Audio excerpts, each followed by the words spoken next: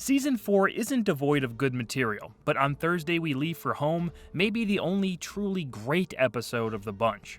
Rod Serling's teleplay, Buzz Kulik's direction, and James Whitmore's lead performance are brought together masterfully, creating a story that matches the quality of the best this series had to offer.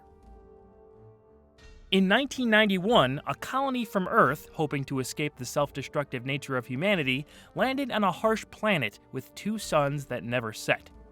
30 years later, a group of these travelers scarcely survive, led by their self-appointed captain, William Benteen. A month ago, they were finally able to make contact with Earth, and after a particularly difficult day, a rescue ship arrives. Colonel Sloan is the commanding officer, bringing hope to the long-suffering colony.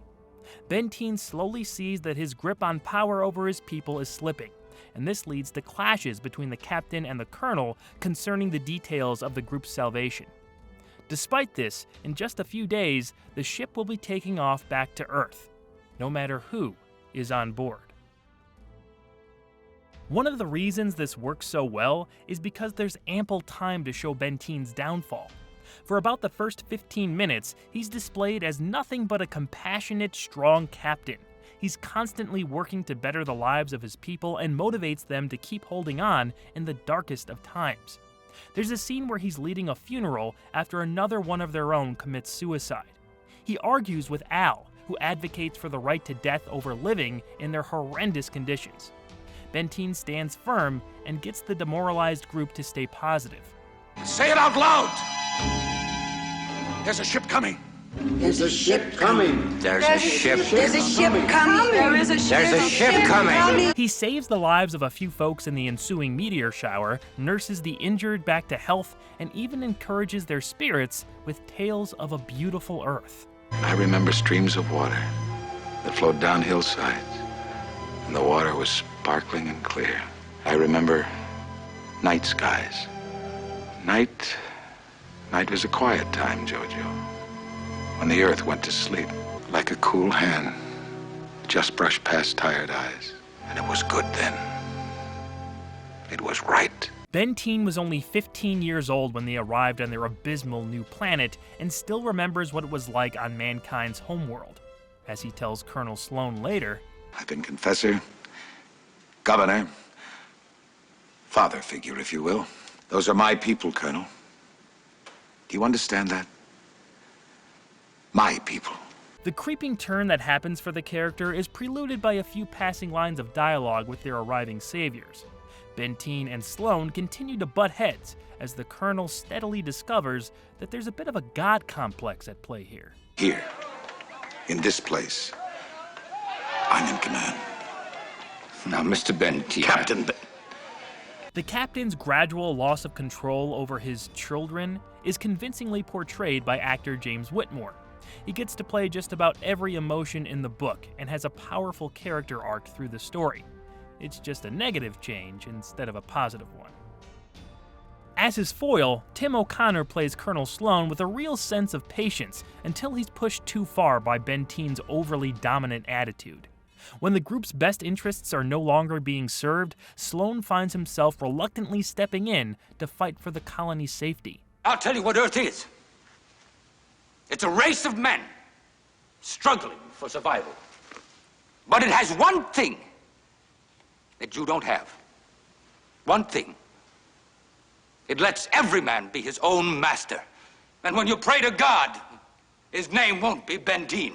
Great drama, great conflict, great exchanges. I very much enjoyed seeing these two in a figurative tug-of-war over the fate of these people. If you haven't noticed, the cast is massive for a TZ outing. Credited returning actors included Russ Bender, Joe Helton, Paul Langton, Shirley O'Hara, Lou Gallo, and possibly the director's son, Daniel Kulik? I found contradictory sources on if Daniel is regular Zone director Buzz Kulik's actual offspring or not. They spell their last names differently, so I don't think it's true. One thing I know for sure is that the actor playing Al is Matthew Broderick's father, James Broderick. This was Buzz Kulik's 9th and last trip through the Zone. He had plenty of good episodes in his filmography. This one is up there, but my favorite is probably A Game of Pool. He and George Clemens collaborated on some great-looking shots that gave us a sense of who these people were and their changing roles across the story. The episode wasn't shot on location in the desert like The Lonely or the Rip Van Winkle caper, but the soundstage at MGM was good enough for these exteriors. The cave set especially was humongous and added much to the production value, as did that familiar spaceship piece and those astronaut shirts from Forbidden Planet. The shots of the ship landing and taking off are from the previously reviewed Death Ship episode. The post-production team added composited meteors falling during the storm scene, and largely, they look really good. The only issue that comes up is if the camera moves, so does the effect. Speaking of flubs, a boom mic is in plain view for quite a while during one of the opening dialogue scenes. I didn't notice it on the first watch, but it's pretty clear to see once you know it's there.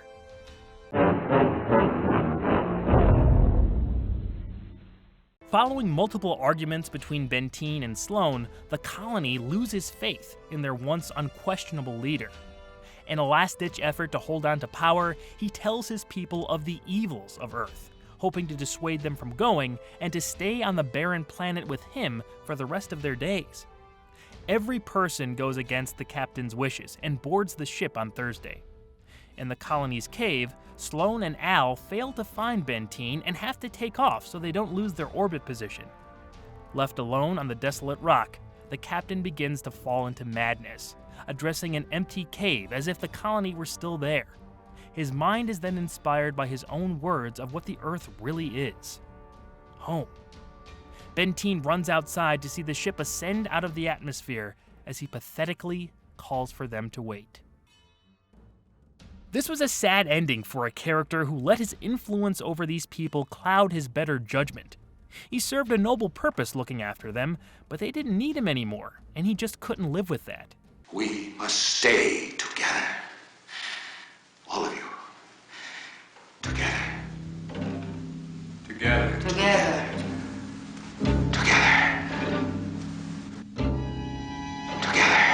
He'd rather them all suffer under his authority on that forsaken sphere than see his own power lost.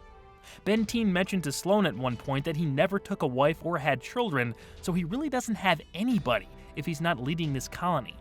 It's a sentiment that one can sympathize with and humanizes the character even more. The ending high-angle shot pulling back from the captain is the perfect way to go out.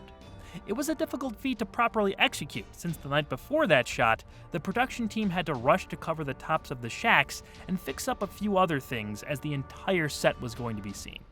The work was well worth it and ends the show on a poignant note. Rod Serling called On Thursday We Leave for Home the best installment of Season 4. I can see why. I'm not sure if it's my personal favorite, but from an objective point of view, I think he's likely correct. The story is engaging and doesn't drag. The characters are interesting and played exceedingly well in James Whitmore's case. Throw that in with the visuals and Serling's moral, and you've got something special here. Check it out, because every day is Thursday in the Twilight Zone.